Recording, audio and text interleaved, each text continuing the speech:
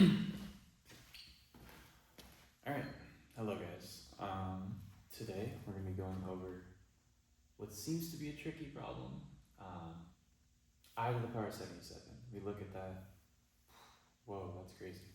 We're so used to seeing x's, and x to the 77. That's a big, scary number. What will we even do with that?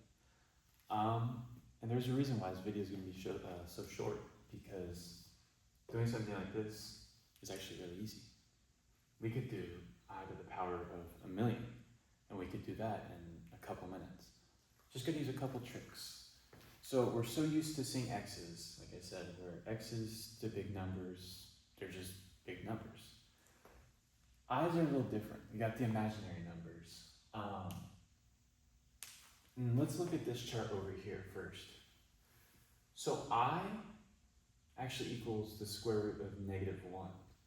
So I squared, therefore, would equal the square root of -1 times the square root of -1, which just equals -1. So right off the bat, you're seeing that I to a bigger power isn't just becoming a bigger number like it would with x. What's actually going on is we're remaining at a constant. So if we look at I cubed, we do I squared times I, because we've used this lovely product rule down here. We're going to be using that a lot for these problems. Got to remember the product rule.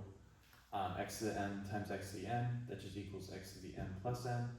So we're kind of using that in reverse. We're using the fact that x to the n plus n, we can split that into two different things. So like that means like if we had something like x to the 6, then we could split that up into x to the 4 times x squared, or we could split that up into x to the 5th times x, or x to the 3rd, x to the 3rd.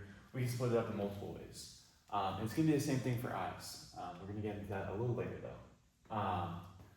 So yeah, we get I cubed equals -I, and then I to the power 4, this is the really important one. I to the power 4 just equals 1. And so if you were to keep on going with this chart, I to the power of 5, that's just I to the 4th times I. So I to the power of 5 just equals I. And it's just going to keep on, it's going to be like this wheel. Or if we do I to the power of 6, that equals I squared. I to the 7th equals I to the power of 3. And so on and so on and so on. So I to any power is going to equal one of these four things. It's either going to equal I, -1, -I, or +1. Now how do we figure out which one it's going to equal? And I propose the easiest way to do that is, especially with these bigger powers, is we're using I to the power of 4. Since I to the power of 4 equals 1, 1's like a magic number when you're doing multiplication, because 1 times anything just equals that number.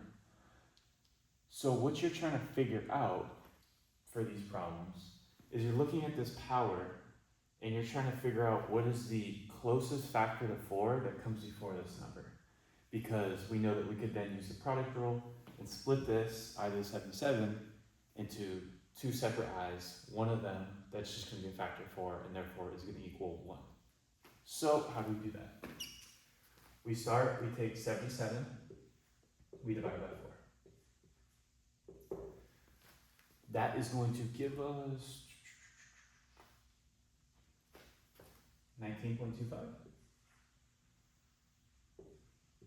I believe. So, what does that tell us? Now we can just take the number 19 and we can multiply it by 4, and we should get 76. That tells us that the number we're looking for, the highest factor of 4 that comes before the number 77, is going to be I to the power of 76. So 76 is a factor of 4. So therefore, I to the power of 76, if we're following this trend over here, that we have a wheel over here, and every factor of 4 is just going to equal 1 every time, I to the 76 is just going to equal 1. So why is that important? Because now we can split up using the product rule, like I said. We did it before with x's, where we have x to a number equals x to two smaller numbers. We can do the same thing with i's. So I to the 77, that just equals I to the 76 times I, and now we're solving a puzzle to kind of figure out what power goes here. So using the product rule, we know that whatever power goes right here, it needs to add with 76 to equal 77. So this should be pretty simple math, just 1. So it should have I to the power 1 there, since 1 plus 76 equals 77.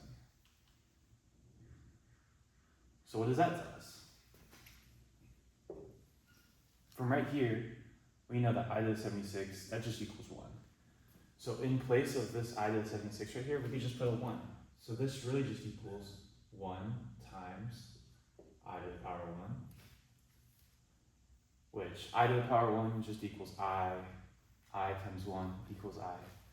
So for our final answer, we're going to get I, or we could also write square root -1. Either one is an acceptable answer. So that's every time. This could be I to the quadrillion, million, billion, and we're either going to get, for our final answer, I, -1, -I, or +1. Just following these steps. We can follow these steps every single time.